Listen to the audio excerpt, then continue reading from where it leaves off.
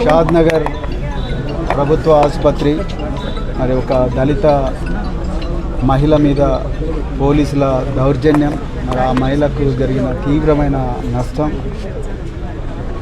దాని మీద మాట్లాడడం కోసం మరి గౌరవ కేసీఆర్ గారు, కేటీఆర్ గారి ఆదేశాల మేరకు నేను మాజీ హోంమంత్రి సత్యేంద్ర రెడ్డి గారు, అదేవిధంగా మరి ఎమ్మెల్సీ వాణిదేవి గారు, అదేవిధంగా ఎమ్మెల్సీ నవీన్ రెడ్డి గారు, అంజయ్య గారు, తర్వాత డాక్టర్ ఎం జగన్నాథ్ గారు అందరం కలిసి ఇక్కడికి రావడం జరిగింది. మొట్టమొదట మనం అందరం అర్థం చేసుకోవాల్సింది ఏంటంటే ఈ రాష్ట్రంలో మహిళా వ్యతిరేక, దళిత వ్యతిరేక పాలన నడుస్తున్నది.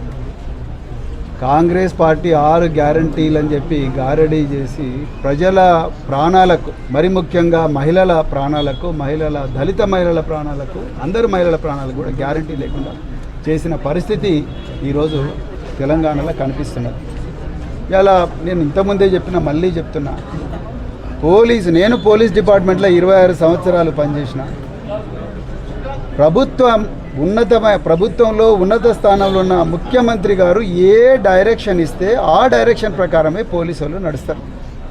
గౌరవ కేసీఆర్ గారు తెలంగాణలో ముఖ్యమంత్రిగా ఉన్నప్పుడు మొట్టమొదట పోలీసు వాళ్ళందరినీ పిలిపించి, మీరు ప్రజలకి ఏ విధంగా కూడా అన్యాయం జరగకూడదు, దౌర్జన్యం జరగకూడదు, మహిళలు, పిల్లలు ఎవరికైనా కూడా ఏం జరగకూడదు అని సఖీ సెంటర్లు కానీ, భరోసా సెంటర్లు కానీ, అదేవిధంగా 700 కోట్లు పెట్టి మొత్తం కూడా పోలీసు వాళ్ళకు అధునాతనమైన పోలీస్ స్టేషన్లు కానీ, భవనాలు కానీ ఇచ్చి దాదాపుగా 7,000 పెట్రోల్ వెహికల్స్, అంటే పెట్రోలింగ్ చేయడం కోసం వాహనాలు ఇచ్చి 48,000 మంది పోలీసులను రిక్రూట్ చేసి 11 లక్షల సీసీటీవీ కెమెరాలు పెట్టిన ఘనత కేసీఆర్ గారు.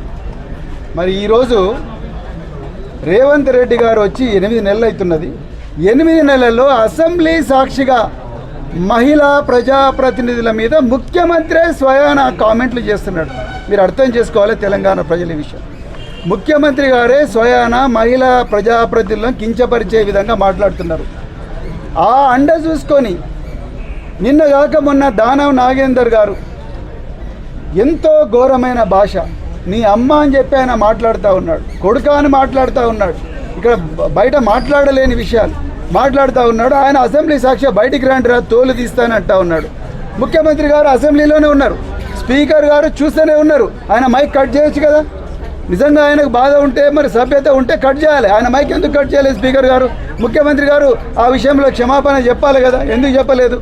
అంటే మీరు ఏమైనా చేయండి, మీరు మహిళలను కించపరచండి, మీరు ఇంకేమైనా దౌర్జన్యాలు చేయండి, నేను అండగా ఉన్నా అని చెప్పి ముఖ్యమంత్రి గారు సంకేతం ఇస్తున్నారు. మరి 5 రోజుల నుంచి జరుగుతున్నది ఈ దౌర్జన్యం, ఈ టార్చరు, ఈ వేధింపులు.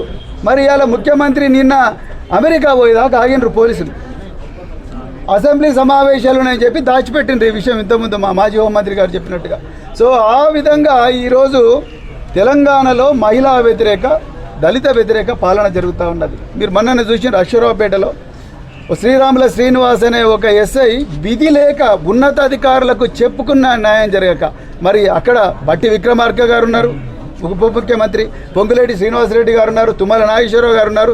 వీళ్ళందరికీ పోయి చెప్పుకున్నా కూడా నాకు న్యాయం జరగదు అన్న బాధతోని పాల్వంచలో ఎంట్రీని దాగి మహబూబాద్లో చచ్చిపోయిండు. ఆయన మహబూబాద్లో మరి హాస్పిటల్లో పడితే మరి యశోద హాస్పిటల్లో చచ్చిపోయిండు. అంటే మీరు చూడండి ఏం జరుగుతున్నది తెలంగాణలో. వీళ్ళ మీద మరి ఇంతకుముందు ఏసీపీ గారు ఎంక్వైరీ అన్నారు.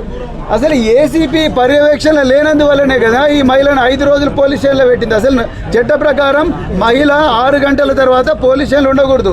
మరి ఏసీపీ ఏం చేసిండు, డీసీపీ ఏం చేసిండు? రోజు పోలీస్ స్టేషన్లో మీరు సెట్ కాన్ఫరెన్స్ చేస్తారు, టెలికాన్ఫరెన్స్ ఉంటుంది, గంటల తరబడి టెలికాన్ఫరెన్స్ చేస్తారు. మరి అప్పుడు అడిగిన ఇవాళ రాత్రి ఎవరెవరు ఉన్నారు పోలీస్ స్టేషన్లలో, ఎవరెవరిని ఇంట్రాగేట్ చేసినట్టు పొద్దున అడగాలి కదా మీ కమిషనర్ ఆఫ్ పోలీసు, మీ డిప్యూటీ కమిషనర్ ఆఫ్ పోలీసు. మరి అప్పుడు 5 రోజులు ఈ మహిళ టార్చర్ జరిగిన విషయం మీరు ఎందుకు కనుక్కోలేకపోయినారు? ఏసీపీ కూడా మరి రెస్పాన్సిబులే కదా, ఆయన ఎట్లా ఎంక్వైరీ చేస్తాడు? ఆయనే రెస్పాన్సిబుల్. ఆయన పర్యవేక్షణ లోపం వల్లనే కదా ఈ రామరెడ్డి అనే సిఐ ఈ మహిళను ఇంత ఘోరంగా హింసించింది, వాళ్ళ కొడుకుని హింసించింది, వాళ్ళ భర్తను హింసించింది. అంటే పేదోళ్ళు వాళ్ళ మీద అభియోగం వస్తే చాలు తీసుకుపోయి రోకల్ బండలు ఎక్కిస్తున్నారు. ఆమె కనిపించని టార్చర్ చేసిండ్రు. ఇప్పుడు డాక్టర్ అంటున్నది ఎక్కడ ఇంజురీస్ కనిపిస్తలేవని, కానీ ఆమె నడవలేకపోతున్నది. 4 సంవత్సరాల క్రితం యాక్సిడెంట్ అయింది, లోపల రాడ్ ఉన్నది, ఆయన కూడా 3rd డిగ్రీ టార్చర్ చేసిండ్రు. ఎవరికి చెప్పుకోవాలి ఈ బాధలని? ఎవరికి చెప్పుకుంటారు? వీళ్ళు ఎవరి దగ్గరికి పోతారు? ఒక మహిళ, ఒక దళిత సమాజం నుంచి, రెక్కాడితే డొక్కాడి నుంచి, కుటుంబం నుంచి ఎవరికి చెప్పుకోవాలి వీళ్ళందరూ కూడా? సో అందుకొరకు ఈ రాష్ట్రంలో పూర్తిగా పాలన బర్తరపోయింది. అలా ఎస్సీ ఎస్టీ వర్గాలకు చెందిన ఎమ్మెల్యేలు అధికార పార్టీలో ఉన్న వాళ్ళందరూ కూడా సామూహికంగా రాజీనామా చేయాలి.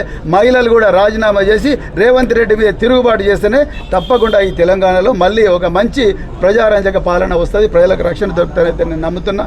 తప్పకుండా ఆనాడు కేసీఆర్ గారు ప్రజలను తన గుండెలో పెట్టుకొని కాపాడుకున్నారు. ఇవాళ రేవంత్ రెడ్డి గారు వాళ్ళ గుండెలు తీసేస్తూ ఉన్నాడు, గుండెల్లో నొప్పి కలిగిస్తూ ఉన్నాడు. అందుకొరకు ఈ ప్రభుత్వాన్ని అర్జెంటుగా బర్తరఫ్ చేయాలి. ఒకవైపు రాహుల్ గాంధీ ఏమో కాన్స్టిట్యూషన్ పట్టుకొని పార్లమెంట్లో డ్రామా చేస్తాడు. పార్లమెంట్ పట్టుకొని సామాజిక న్యాయము, స్వేచ్ఛ, సమానత్వం, సౌభ్రాతృత్వం, రక్షణ అని చెప్పి రాహుల్ గాంధీ అంటున్నాడు. ఇక్కడ రేవంత్ రెడ్డి ఏమో అదే రాజ్యాంగం పట్టుకొని ఇలా రాజ్యాంగం సాక్షిగా ఇలా పేద జీవించే హక్కు ఆర్టికల్ 21 జీవించే హక్కు ఇచ్చింది అందరికి కూడా. ఆర్టికల్ 21 జీవించే హక్కు ఇచ్చింది. 15, 16, 17 ఇవన్నీ కూడా ప్రజల జీవితాలను కాపాడేటివి. ఇవాళ ఎందుకు మరి ఏం పాపం చేసిండ్రు వీళ్ళందరూ? రాజ్యాంగం సాక్షిగా ఇవాళ వీళ్ళందరినీ నాశనం చేస్తున్నారు.